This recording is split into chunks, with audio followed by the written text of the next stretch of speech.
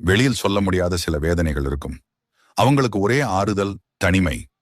தனிமை கொஞ்சம் வித்தியாசமானது. மறக்க வேண்டியதை நினைக்க வைக்கும், நினைக்க வேண்டியதை மறக்க வைக்கும். சில நேரம் அது வலி தரும், சில நேரம் அது நிம்மதி தரும். ஆனா ஒரு நாள் நீ புரிந்து கொள்வாய், தனிமை எதிரி அல்ல, உன்னை உனக்கே அறிமுகப்படுத்தும் ஒரே நண்பன்.